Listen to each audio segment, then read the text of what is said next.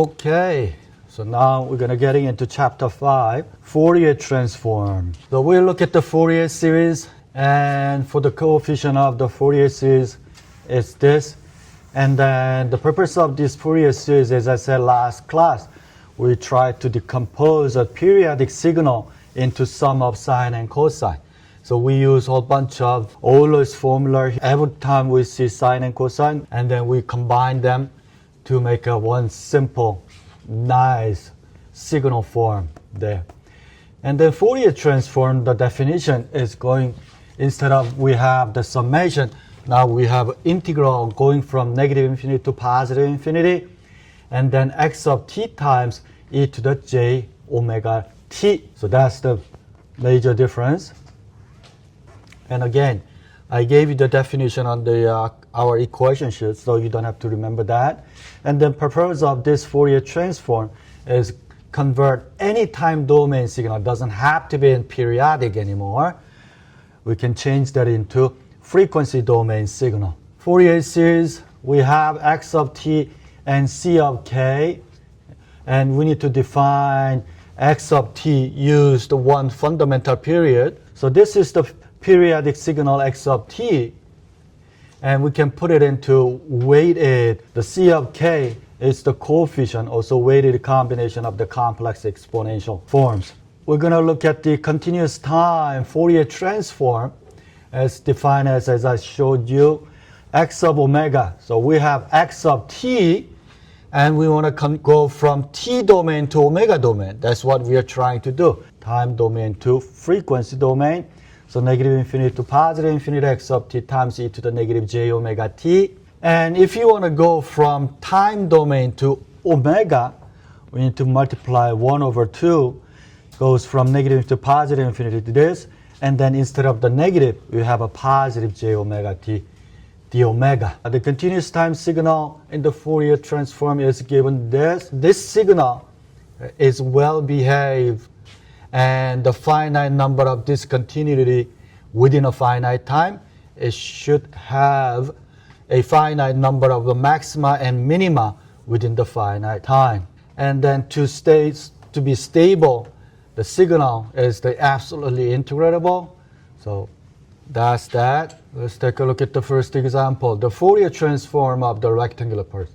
So you will be given the signal x of t equals to v times rectangular t over big T, and then you are asked to compute x of omega. I can give you this, or I can give you this signal, okay, the shape, instead of the expression.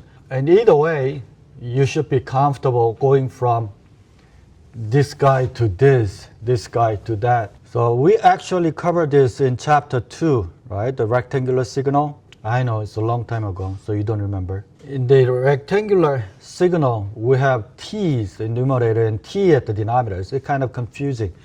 Always look at the t-axis. We use the t-axis as lower t.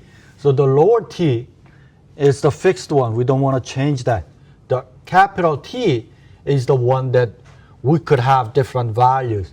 So we covered this in 2.4, rectangular pulse defined as this. And then also we practice these three. Since the lower capital T is 1, so we have a negative 1 over 2 to positive 1 over 2. And the second one, capital T, is 2. If that is 2, we have negative 1 to 1, because if you substitute 2, we have a lower bound is negative 1, upper bound is 1. So we have that. And then when we shift this rectangular signal, you have to do this first and then shift. It's a minus 1. So shift right by 1. So that's something like this. So you should be able to find this from your chapter 2 notes. So now go back to our rectangular pulse. So when we have this, and then we're going to put that into our definition, which is x of omega equals to negative infinity to positive infinity x of t times e to the negative j omega t. So the upper bound and lower bound, based on the drawing, we have a negative pi over 2 to positive pi over 2. And x of t is just the capital V, the constant value. So that's what we did. And then since v is the constant, we can take it to the front, and then you can take the integral of e to the negative j omega t. Then we have v over negative j omega times e to the negative j omega t.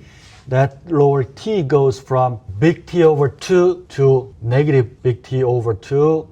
So you plug in there, so we get that. All the sine and cosine, we have e to the positive j first. So again, I'm going to multiply negative 1 top and bottom, and then take out the omega to the front.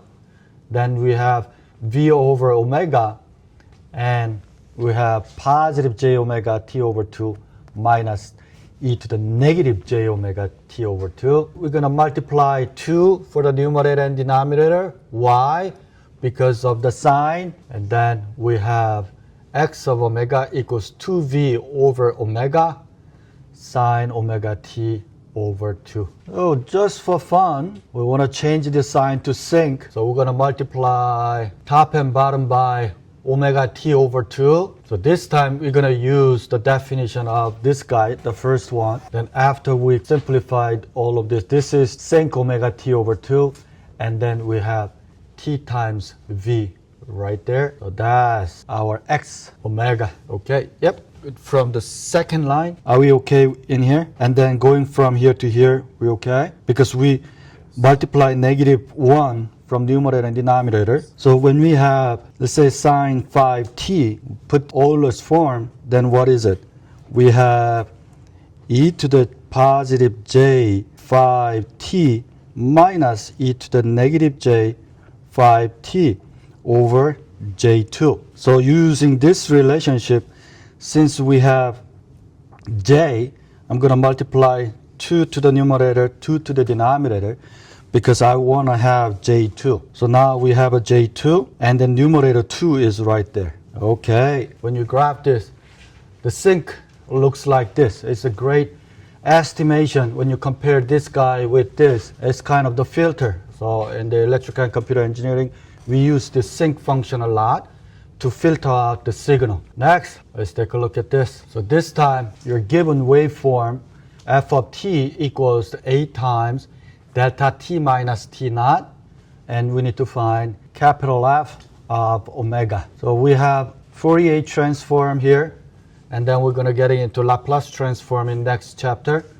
Always the t domain is the lowercase, upper letter is the frequency domain. And by looking at f of t equals to 8 times delta t minus t naught, we're going to let inside of the parenthesis equals to 0.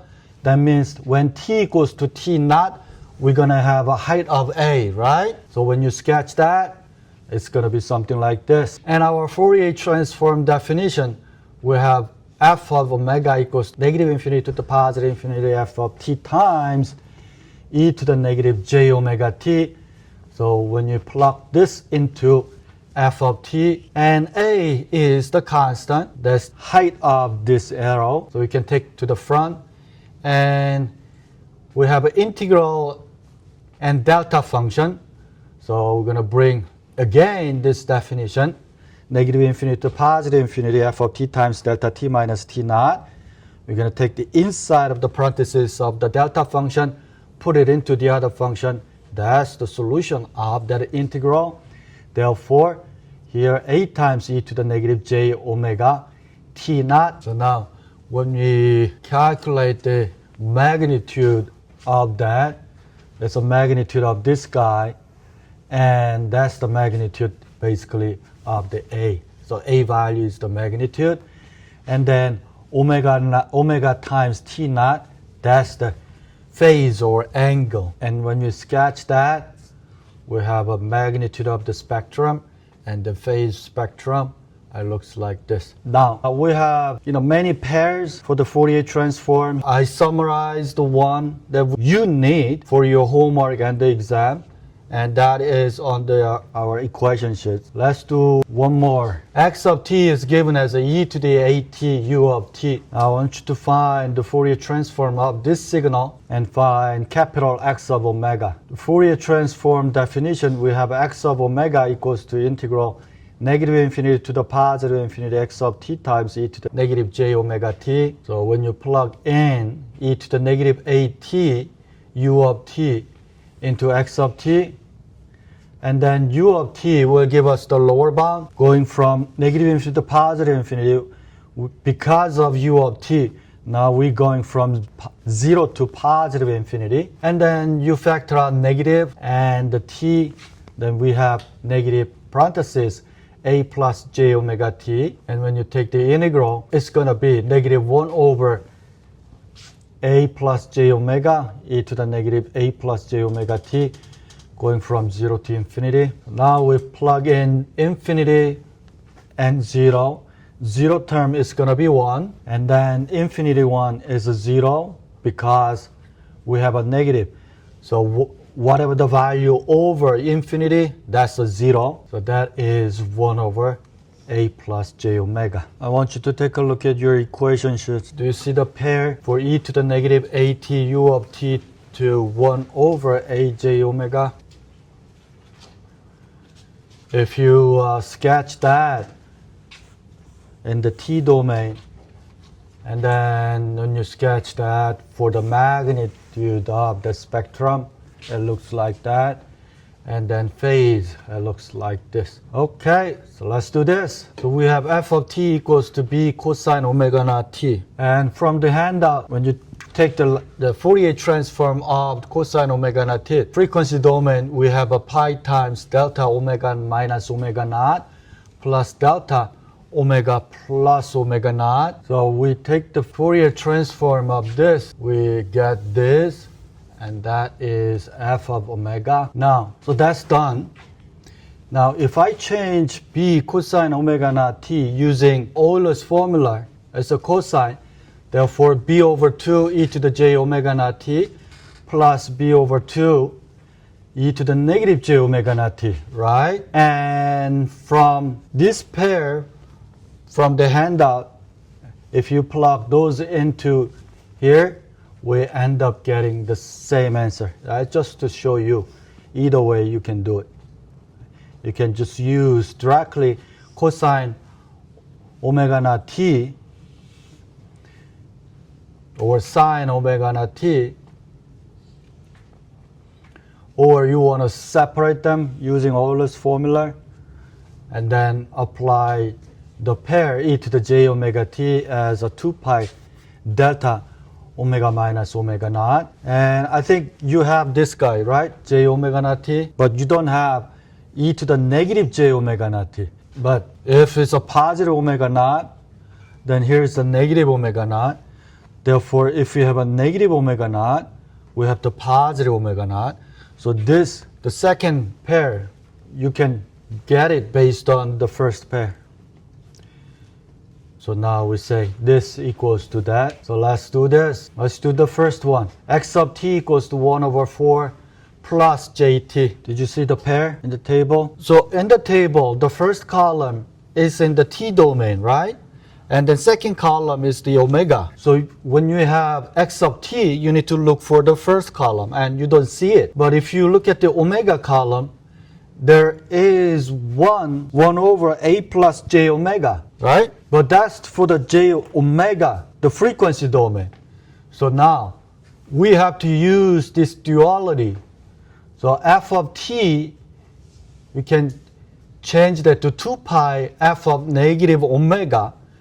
Or if you want to go from omega to t, you need to multiply 1 over 2 pi and change this to the negative. You should be able to find this pair on your table. So since we don't find 1 over 4 plus jt, but we do have 1 over a plus j omega, so we're going to use that omega, that pair with this guy. So we have e to the at u of t is equivalent to 1 over a plus j omega, but we don't have this t. So what we want to do, I want to go from 1 over 4 plus j omega, that is equivalent to e to the 4t u of t, isn't it? But if we want to switch t and omega, what we need to do, as you can see, going from t to omega, we need to multiply 2 pi and change positive t to negative omega. Therefore, we need to multiply 2 pi and negative t to positive omega to negative. So we're switching omega and t pair. So that works. So basically, if you can find one pattern from t domain and omega domain, we can use that going from t to omega, omega to t in both way. Just multiplying 2 pi or dividing by 2 pi and switch the sign positive t to negative omega or negative omega to positive t. Make sense? So for the second one, again, we have 2a over a squared plus omega squared. That is the pair with e to the negative at. So we can use that. So this time, again, going from t to omega, we need to multiply 2 pi and then negative a and then t to negative omega. But there's an absolute value, so we don't have to write the negative omega inside of the absolute value.